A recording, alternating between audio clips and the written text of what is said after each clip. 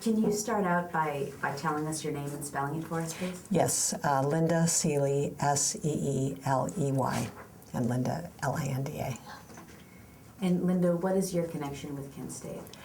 I was present when the students were murdered, and I was also in Kent during the preceding weekend prior to the murders.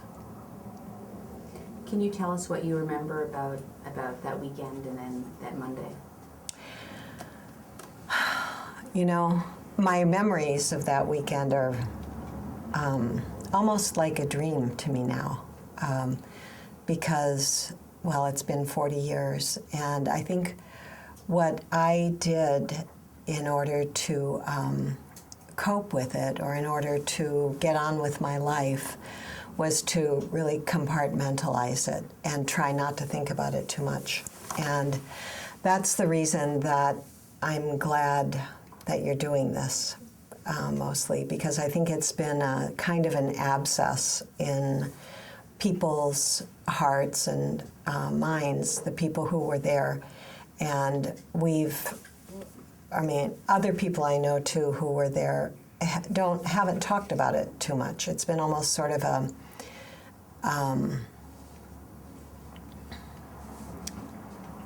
shameful in a way, or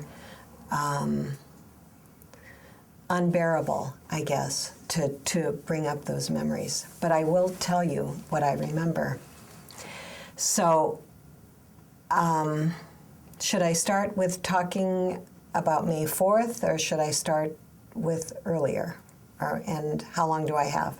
You have as long as you need, and you Okay. can start wherever you'd like. Okay. Were you a student at the time? No, I had already graduated a couple of years before, but I was an activist, and I didn't even live in Kent. I lived in a town not too far away, and I had a child. I was the mother of an almost 3-year-old, and I was working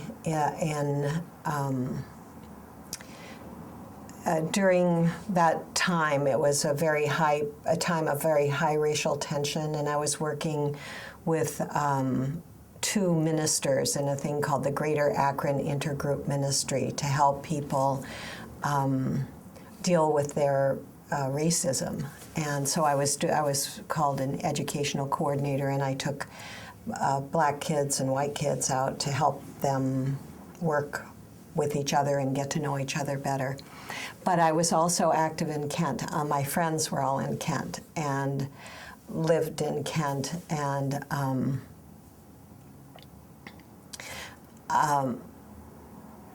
it's so complicated. I won't even talk about that part. Anyway, so Friday evening before the murders, what had happened is that, as you know, that Nixon had ordered the invasion of Cambodia, and people were outraged. People were outraged all over the country. You know, it was different than it was now. There was more reaction to what really happened in the world. I don't know why it's changed so much, but when I heard that we were bombing Cambodia, I was just so outraged. I didn't know where to turn, and everybody I knew was the same way. How can they do this, you know? So I went over to Kent, and there were it was a very, very warm weekend, early spring, but really warm, and there were a lot of people out in the streets on that evening, and the people were very upset, and everybody was talking about Nixon and what was going on, you know, and what was going to happen. And then I remember that I was standing outside on Water Street, standing there talking to people, and a police car came down, and some people just stopped in the middle of the street. Some people went over to it and started rocking it back and forth, and I think some other people might have thrown some rocks at it, and they took off out of the street. And then somebody built a fire in barrel on the street, and people started sort of screaming and running around, and other people got some rocks, and it was kind of a very spontaneous reaction. It was like a fever that overtook the community. And I just remember running down the street, realizing that this is not too safe. And and I'm a mother, my daughter's at home with my mother being taken care of, and I'm like, ooh, I better get out of here. And running down the street looking to see how I could leave, and you know, it's a funny, faded memory, but I remember a lot of lights and helicopters and noise and just getting out of town. And so I left, went back to my parents, spent all day Saturday not in Kent. Didn't go close to there. I was kind of scared. Saturday night was when the ROTC building was burned down. And that was, there were a lot of rumors at that time about how, whether or not it had been done by the National Guard, actually. The National Guard had come in, by the way. And you know, I can't remember if they came in Friday night. I think they did, because I think I remember there was so much light and smoke, and I think they rolled in late Friday night. And then they did, because I wasn't there all day Saturday or Saturday evening. And by the time I went back over on Sunday, there was a lot. My house was outside of Kent, and we started because I had been active in the anti-war movement for quite some time, and all my friends were too, and we were all political activists. We had started meeting at my apartment, which was in another town, and to try to figure out some kind of strategy for dealing with this, because then the National Guard was there. Then everything was clamped down. Anything more than a meeting of more than 2 people was illegal. They declared martial law.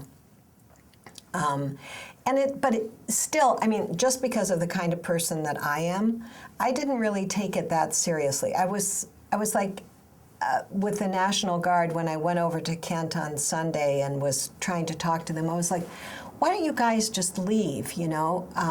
You have no reason to be here. And they wouldn't talk to us or anything, you know. They were all lined up around the campus. And so we would just go and talk, you know, say things to them and try to sort of persuade them on a personal basis or a personal level to, like, look at the folly of what they're doing, and look how they're going to be fodder for the war machine, and they're, you know, there's no difference between us and them, except they've got the guns and we don't. And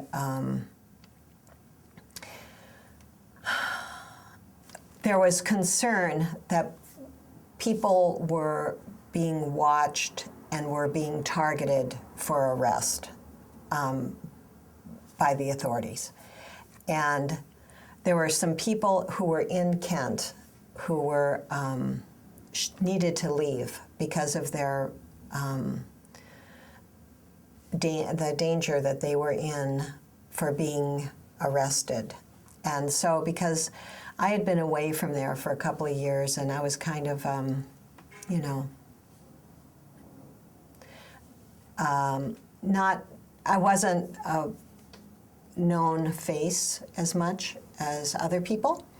And so I volunteered to go over, because there was, what had happened is they had said there were no assemblies were allowed, right? And yet they had called for a peaceful assembly at noon on the 4th on Monday. And that just spread through word of mouth. It wasn't really advertised. It was just everybody knew by osmosis, kind of like, okay, so tomorrow at noon there's going to be a rally, and we'll try to get the National Guard out.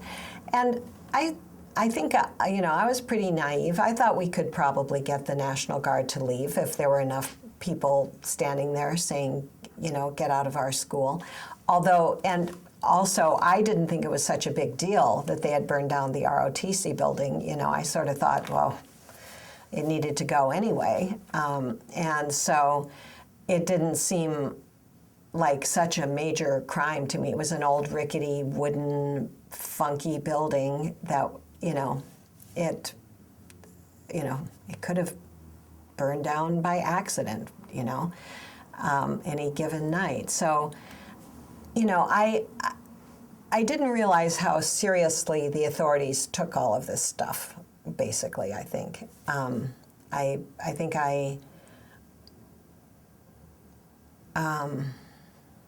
certainly didn't think they'd kill people. I certainly did not think that. And I thought that somehow that, the power of the people would allow, change to happen, and that we could get these people out of our campus and out of our town. So Sunday afternoon was very peaceful, and it was a beautiful day, and it was sort of lighthearted in a way, and there was the rubble of the ROTC building there, and it kind of made people feel happy, I think, that it was actually gone. And so I went over there to try to get in touch with some other people who were in town, in Kent at the time, who needed to leave town. Because we had heard through the grapevine that they were putting out warrants for people's arrests regarding the burning down of the ROTC building. So I went over to try to find people and say, leave, don't go. And couldn't find anybody on Sunday. And so then I decided Monday morning to go back. And so I left home, I don't know what time, just like maybe 9 or 10 Monday morning, went to Kent and started roaming around looking for people that I knew who needed to leave town. And didn't find anybody, just was kind of wandering around. And then it got to be towards noon, and I knew that the rally was going to be starting, so I went down to the Bell on the green, and the National Guard were standing there. To me, I didn't really pay too much attention to them. I didn't think of them as being my enemy, or as a potential threat even that much. I knew they were there to keep, people from meeting together and stuff. But I didn't imagine that anything would happen like what happened. So I was there somebody rang the bell, and then people started talking and talking about getting the National Guard out, talking about the war. That was basically, I think, the content of most of the speeches. And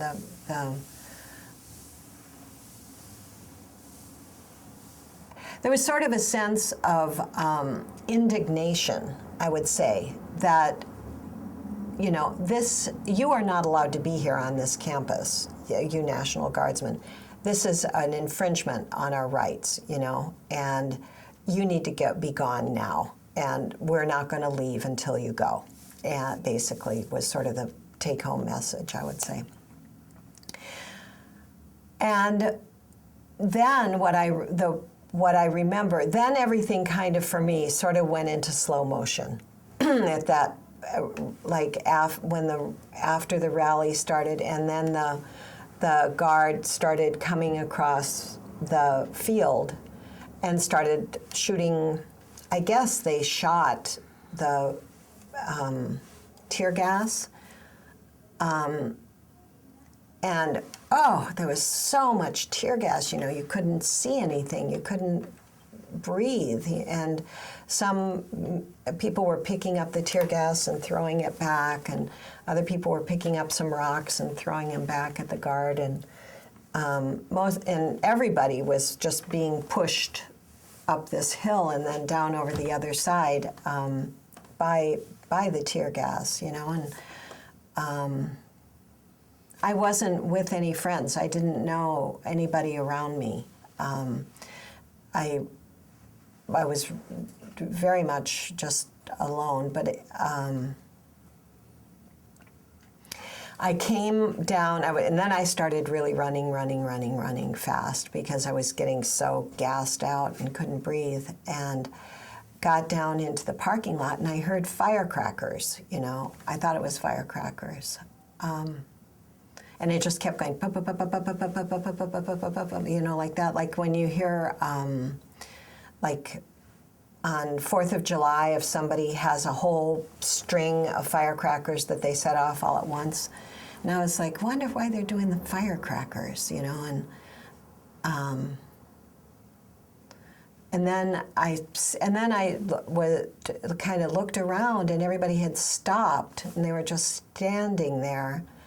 And I stopped, and I looked around, and I looked over a few feet from me, and there was Jeffrey Miller lying on the ground.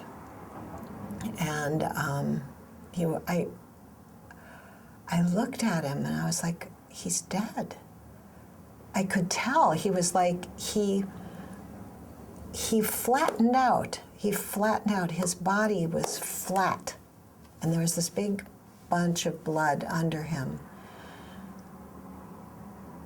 And I couldn't believe, I was like, I could not believe my eyes. And what happened was kind of like all the colors became, it was like early spring, and there were buds on the trees, and the wind was blowing, and the grass was green, the sky was blue, and there were big clouds in the sky, and I was like, this is not real.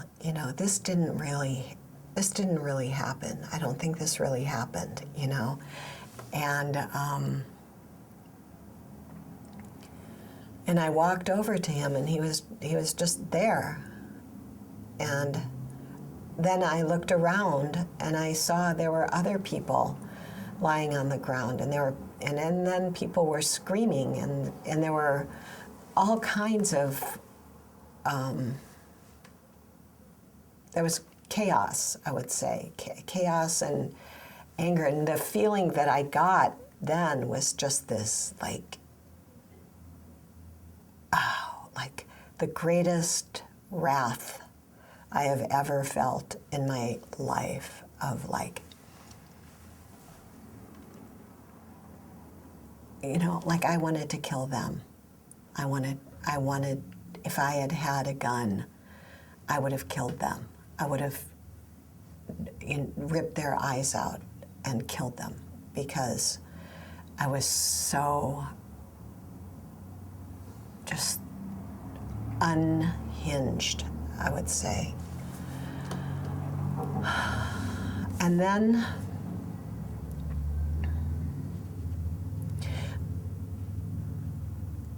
so after it didn't last very long. It was just a few seconds, right? And then everybody stopped, and everybody's like looking around, like, but there are dead people here. There are people who are screaming wounded and all that. And what do you do? How do you take care of these things? And this was,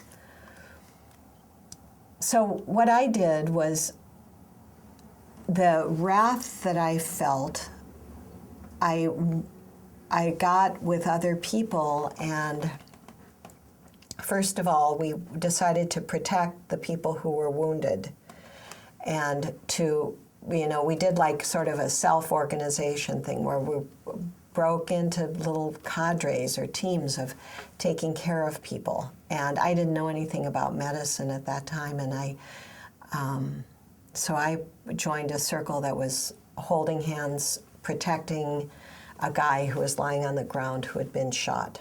And other people attended to him medically.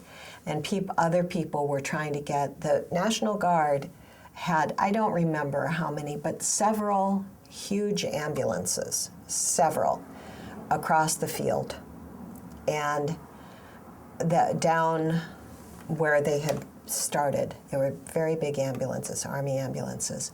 And people were screaming for them to bring those ambulances over to carry these people to medical attention, and they didn't, and they wouldn't, and they never did. They never would do that. So it took other ambulances from the town at least 45 minutes to get to the site, because the town was in chaos and you couldn't move through the streets. And so I don't know if anybody died while they were waiting for ambulances, but I know that people really suffered while they were waiting for ambulances and lost a lot of blood and all that. And finally, they got the people loaded up into the ambulances and drove them off, and then we're all standing there like, now what,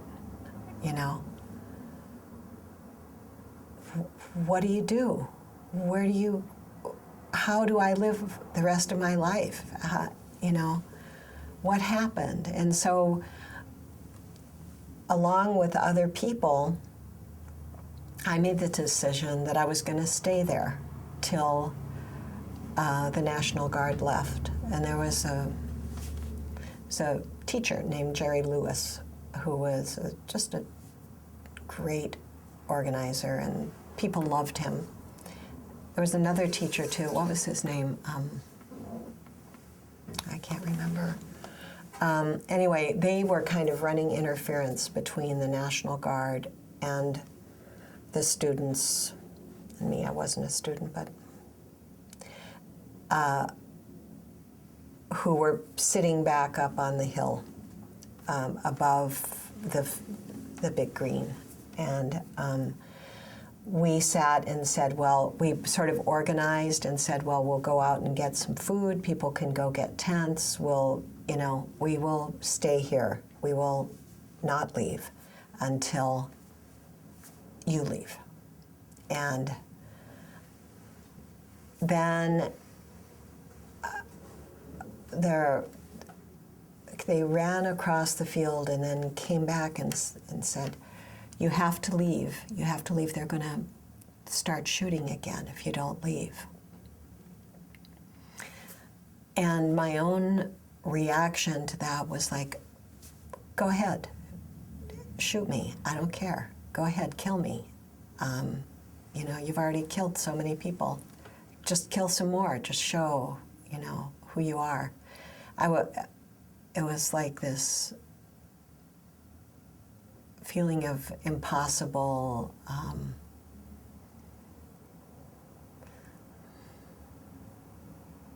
it was kind of like anger mixed with hopelessness, I guess, is what it was. And then I started thinking about my daughter.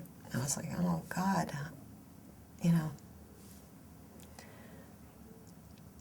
And then he kept coming back and saying, you gotta go. They're giving you X amount of time. I don't remember how much time. So finally, all of us just got up and woefully left. And I had a car there, and I had a Volkswagen. I piled a whole bunch of people into my Volkswagen, and we drove out of Kent. It took a long, long time. That was the last time I was ever in Kent. And I don't know if I'll ever go back there.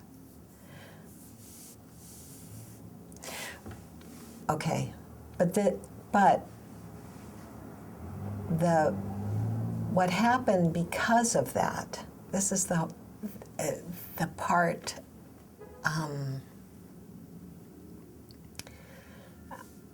I think that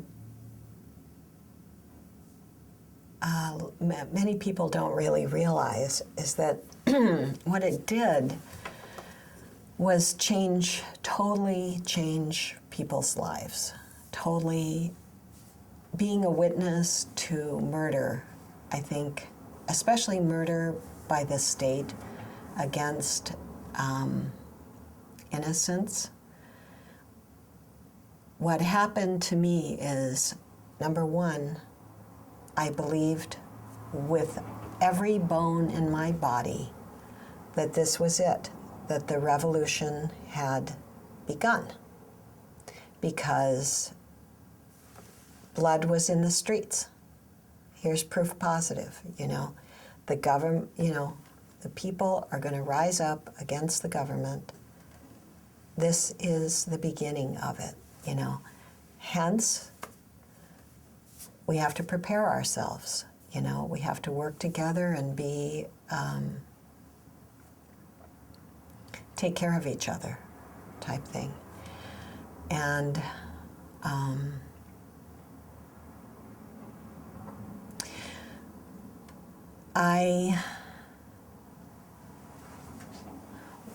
okay, so then what happened was that it caused a mass exodus from Kent. Mass. Oh, by the way, oh, no, I won't even say that because I'm not sure. That's a rumor, and I don't want to say anything that I don't know is absolutely true. Anyway, myself, along with my daughter, and 5, 6 other friends who had been political activists, decided we needed to get out of town. My mother told me that a guy that she knew who was in the sheriff's department told her that there was a warrant out for my arrest and for other people that I knew, and we did not want to go to jail. And so we packed up 2 cars and put all of our money together and headed for the West Coast, basically. It took a long, long time to get there. And during this whole exodus time, when we packed up a few things with us, threw them into our car, put our money together, and started from Kent, trekked across the Midwest, went to Madison, went to each kind of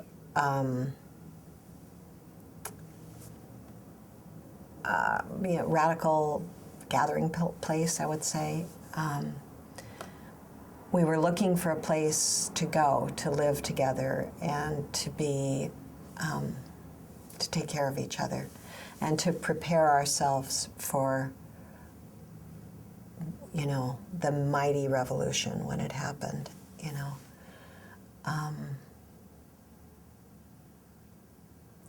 Maybe it's a matter of time. Maybe the revolution did start. And maybe it just didn't start in the way, or it didn't proceed in the way that we had read about in political manifestos and stuff, Maybe the revolution was squelched. But there are still the idea that these people could get away with cold-blooded murder in the face of witnesses, hundreds, thousands, I guess, of witnesses, and never have justice done, only have the innocent be accused of being the perpetrators, and only having the innocent live in fear,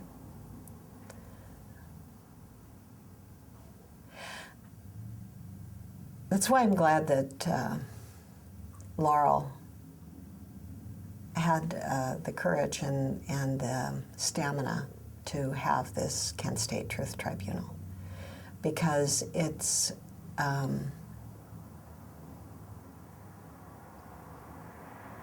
there's a key here to looking at ourselves as a society, you know, and what we can do, how not only realizing what they can do, what the people with the power can do, but realizing how long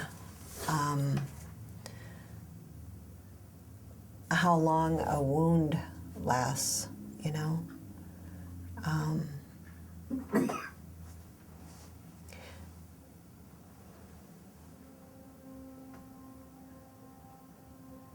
I guess it's, you know, it's affected my children because of my own attitude about the government and about how things get done and don't get done in this world. It's affected my career choices that I've made all my life. Like, I've always referenced Kent State in my mind because I've thought you need to have a skill that will be useful, that will last no matter what happens in the world, that where you can be of use to other people. You need to learn how to take care of yourself, take care of your friends and your family. And you need to know like basics. I mean, it really affected me in that way, and like needing to know how to grow food and how to make things, and you know how to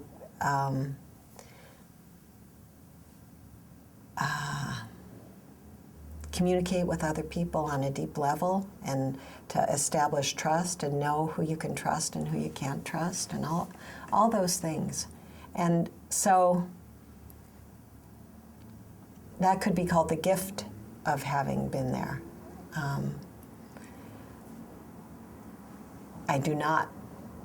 am not glad that it happened in any way, shape, or form, but I guess you can get a gift from anything. That's what they tell me. So I guess that's my story. Who do you think is responsible for what happened on May 4th? Who do I think is responsible for what happened on May 4th? I think that the Ohio governor was in touch with the administration. I think they wanted to show people once and for all that they weren't going to take this crap from these students. And I think ultimately, the ultimately responsible person was Richard Nixon, and in cahoots with Governor Rhodes. And I don't hold the National Guardsmen responsible. I think they were as much victims as we were. They didn't know what the hell they were doing, you know? Although, and I don't know anything. I was way far away from where they were with the order to shoot or not to shoot or anything. I don't know anything about that. I couldn't hear anything anyway because I was in such a state of like fight or flight. I was fleeing. So I think they wanted to teach a big lesson, and it worked. And that's the sad part. What do you mean that it worked? How many big, except for the WTO, how many really student protests have there been since Kent? Not so many. It imbued people with fear. People got really scared. And then there was Jackson State. It's like, okay, you too, you will go down. And I do believe in conspiracies. I do believe that that our good leaders were assassinated by, I don't know, the corporatists or whoever they are. I don't know who they are. But I think it was the same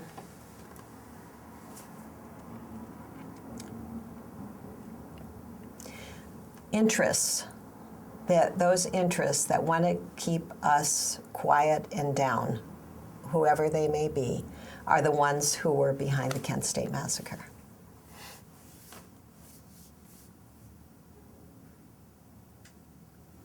I just have one question. The rumor you were talking about, it's fine for you to just say that something was a rumor and for you not to, just to qualify that.